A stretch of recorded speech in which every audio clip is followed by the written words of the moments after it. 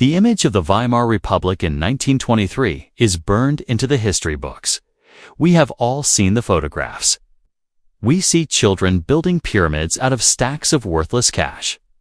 We see women burning banknotes in the stove because it is cheaper than buying firewood.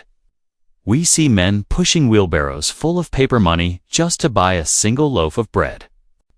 These images tell a story of total national destruction. They tell a story where money died and everyone became poor. But that is not the whole story. In fact, it is the story that the winners want you to believe, while the school teachers, the pensioners, and the middle-class savers were starving in the streets. A different reality was playing out in the boardrooms of the industrial elite. While the currency was collapsing, a small group of men was accumulating wealth on a scale that had never been seen before in Europe. They were not losing money. They were buying everything. They bought coal mines. They bought steel mills. They bought shipping lines, newspapers, and hotels. And the most terrifying part, they were buying these real, tangible assets for effectively nothing. This was not an accident.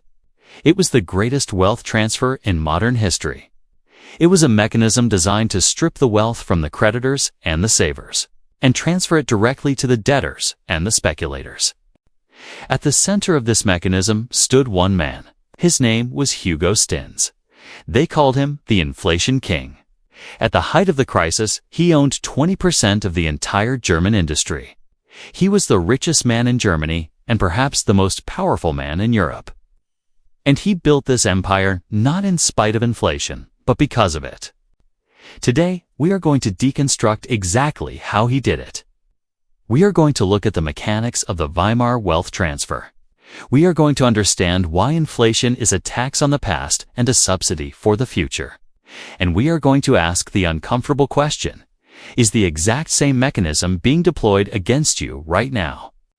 To understand how a billionaire is made during an economic collapse, we must first understand the environment that allows it to happen. We need to go back to 1914. Before World War I, the world operated on the gold standard. Every mark, every pound, and every dollar was backed by physical gold held in a vault. This system imposed discipline. A government could not spend money it did not have because it could not print gold. But when the war started, Germany made a fatal calculation. The Kaiser and his bankers believed the war would be short and that Germany would win. They decided not to raise taxes to pay for the war. Instead, they suspended the convertibility of the mark to gold. They unhooked the currency from reality. They borrowed massive amounts of money from their own citizens, selling war bonds with the promise that they would pay them back with the spoils of victory extracted from the defeated Allies. But Germany did not win. They lost. In 1919, the Treaty of Versailles shattered the German economy. The Allies demanded reparations of 132 billion gold marks. This was an impossible sum. It was more gold than existed in the German reserves. It was more gold than existed in the entire country. The German government was faced with a choice. They could declare bankruptcy, default on their debts, and face a potential invasion. Or they could print. They chose to print.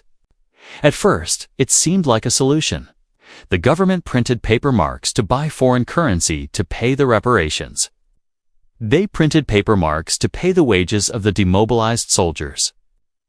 They printed paper marks to subsidize the price of food to prevent a revolution. For a brief moment, it created an illusion of prosperity. Unemployment in Germany was virtually zero in 1921. While the rest of the world was in a recession, factories were humming. Exports were cheap. But this was a false boom. It was the crack-up boom described by the Austrian economists. It was a fire fueled by burning the foundation of the house. Most people did not understand what was happening. The average German citizen believed in their money. They had been raised to believe that a German mark was a store of value. When prices started to rise, they blamed greedy shopkeepers or foreign speculators. They did not realize that the measuring stick itself was shrinking. But Hugo Stinnes realized it. Stinnes was an industrialist. He came from a family of coal merchants. But he had a mind for finance that was decades ahead of his time. While others were looking at the nominal value of money, the number printed on the bill Stins was looking at the real value what that bill could buy. He saw the government's balance sheet. He saw the reparations bill. And he did the math. He realized that the German government had only one path forward. They would have to destroy the currency to survive. They would have to inflate the debt away. So, Stins devised a strategy that was as brilliant as it was ruthless. It was the strategy of inflation profiteering. The strategy had 3 simple rules. Rule number 1, borrow as much paper money as possible. Rule number 2, use that paper money immediately to buy hard assets, things that could not be printed. Coal, steel, ships, factories. Rule number 3, wait for the currency to collapse, then pay back the loans with worthless paper. Let us walk through a theoretical example of how this worked because the math is staggering. Imagine it is 1920. Stins walks into a bank. He is a respected businessman, so the bank is happy to lend to him. He asks for a loan of 10 million marks.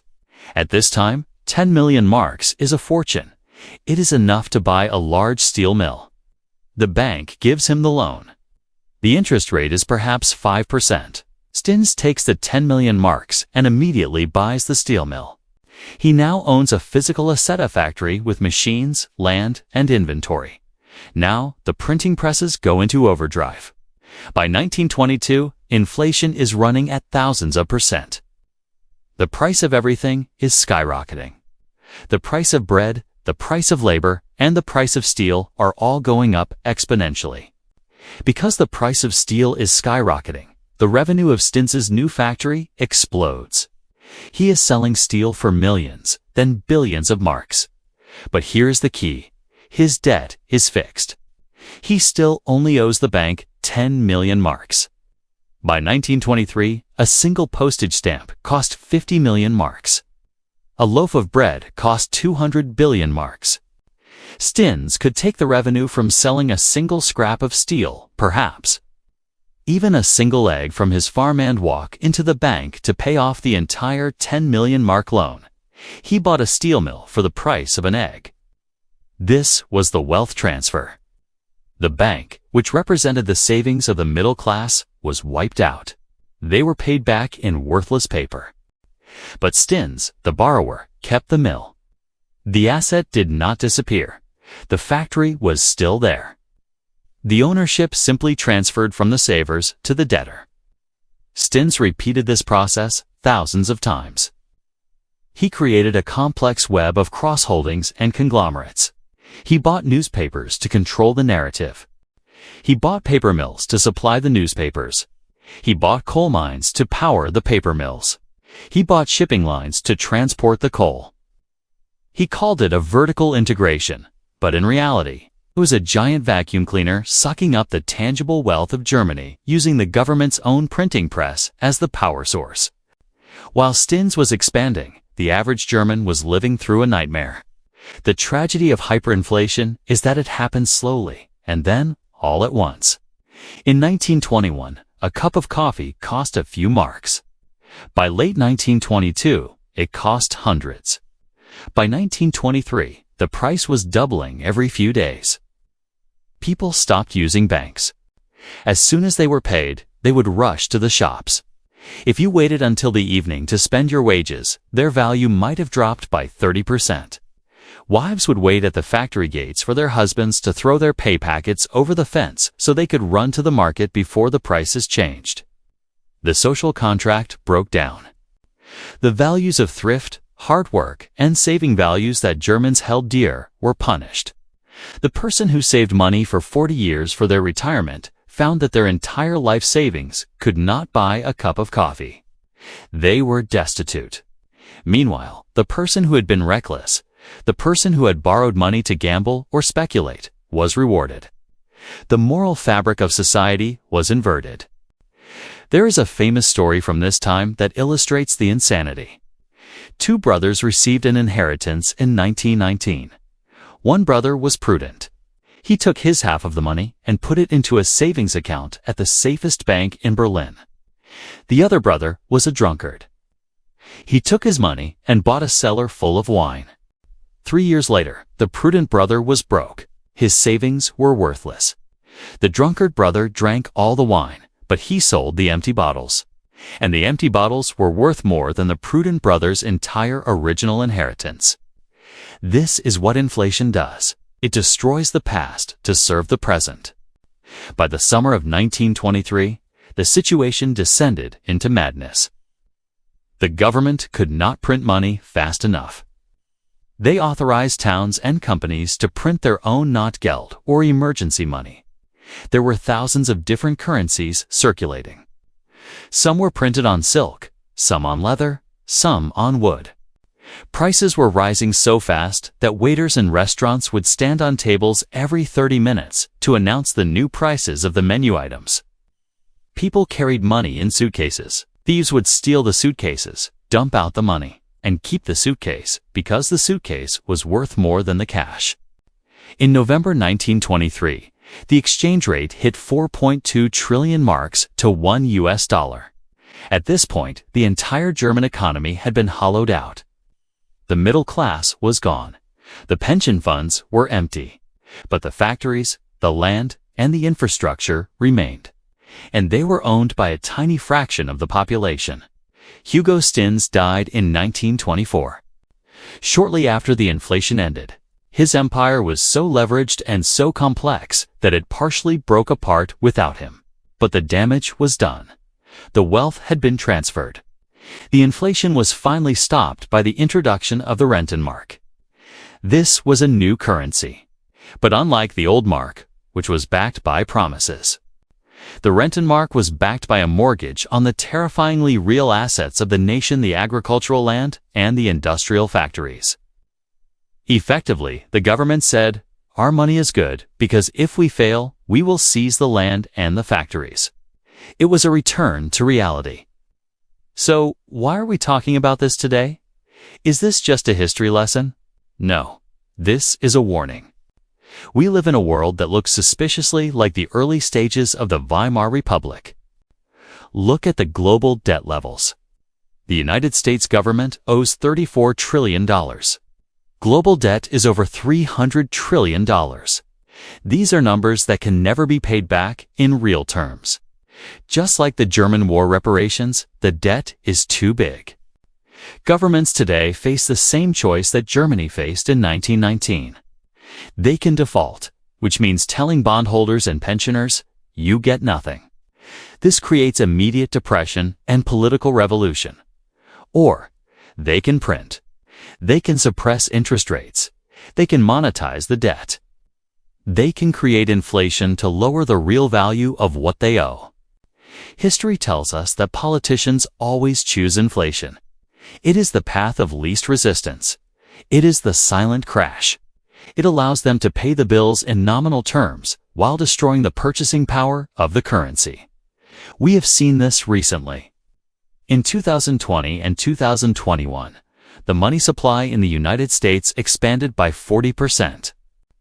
We saw inflation hit levels not seen in 40 years. We saw the price of housing, stocks, and food skyrocket. And just like in Weimar Germany, we saw a massive wealth transfer. Who won in the last 5 years? The people who owned assets. The people who owned real estate with fixed-rate mortgages. The people who owned stocks.